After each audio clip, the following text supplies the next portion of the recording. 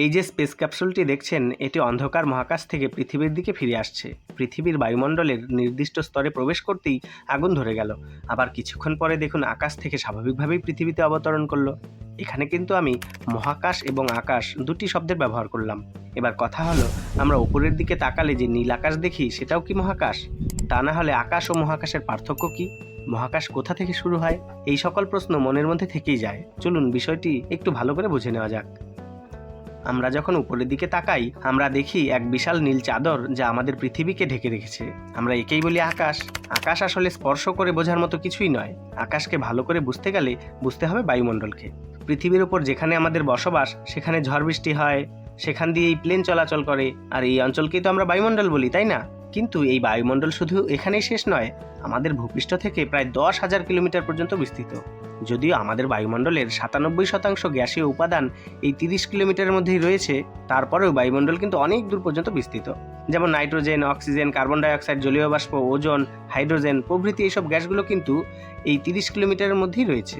এই গ্যাসগুলোর অণুর ওপর সূর্যের আলো পড়লে আলো চারিদিকে ছড়িয়ে পড়ে, ফলে জায়গাটা আলোকিত হয় এবং আমরা ভূপৃষ্ঠ থেকে উপরে তাকালে আলোকিত দেখি।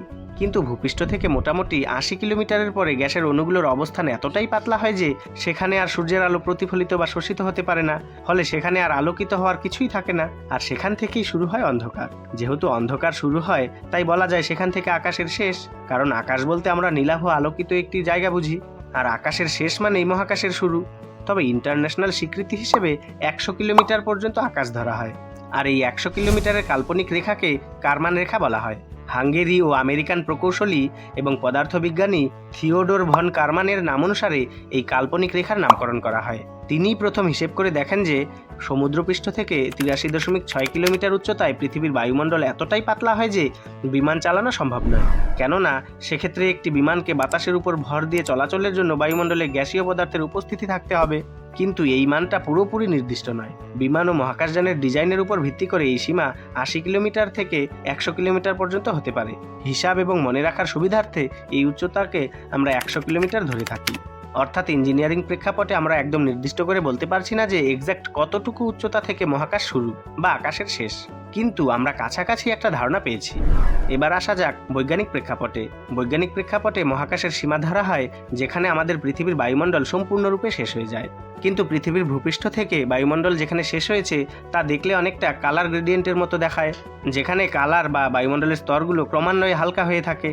ফলে এই ক্রমাগত হালকা হতে থাকা বায়ুমণ্ডলকে বিভিন্ন স্তরে ভাগ করে তার শেষ সীমা খুঁজে বের করা খুবই কষ্টসাধ্য ব্যাপার। তবুও নাসার ওয়েবসাইটে প্রকাশিত একটি ডকুমেন্টারি থেকে পাওয়া যায় যে পৃথিবীর বায়ুমণ্ডলের স্তরগুলোকে মোটামুটি 5টি স্তরে বিভক্ত করা যায়। আপনারা স্ক্রিনে যে স্তরগুলো দেখতে পাচ্ছেন, এর শেষ হচ্ছে প্রায় 10,000 কিলোমিটার উচ্চতায়। পূর্বের আলোচনা থেকে দেখলাম এই কারমান লাইন 80 কিলোমিটার থেকে 100 কিলোমিটার পর্যন্ত বিস্তৃত, যেখান থেকে মহাকাশ শুরু হয়। আবার পৃথিবীর বায়ুমণ্ডল পর্যবেক্ষণ করলে দেখা যায় প্রায় 10,000 কিলোমিটার উচ্চতা পর্যন্ত আমাদের বায়ুমণ্ডল ছড়িয়ে রয়েছে। অর্থাৎ এই দৃষ্টিকোণ থেকেই বলা যায় বায়ুমণ্ডলের শেষ সীমা থেকেই অনন্ত মহাশূন্যের শুরু বা মহাকাশের শুরু। কাজেই মহাকাশের সীমা নির্ধারণ করার আগে আমাদেরকে এটা নির্ধারণ করতে হবে যে আমরা কোন দৃষ্টিকোণ থেকে দেখছি। তবে ছোট করে বলা যায় মহাকাশ হলো বায়ুমণ্ডলের বাইরের সেই বিশাল শূন্যতা, যেখানে কোনো বাতাস নেই, কোনো অক্সিজেন নেই। এটি প্রায় ভ্যাকিউম বা বায়ুশূন্য স্থান। আকাশের যেমন একটা রং আছে, যেমন দিনের বেলায় নীল বা রাতের বেলায় কালো, মহাকাশ কিন্তু সবসময় ঘন অন্ধকার।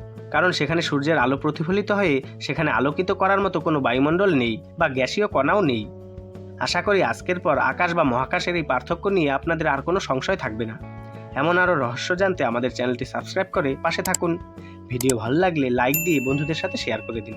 আর আপনারা চাইলে লিঙ্কে ক্লিক করে এই জিনিসগুলো কিনে ব্যবহার করে দেখতে পারেন। ধন্যবাদ।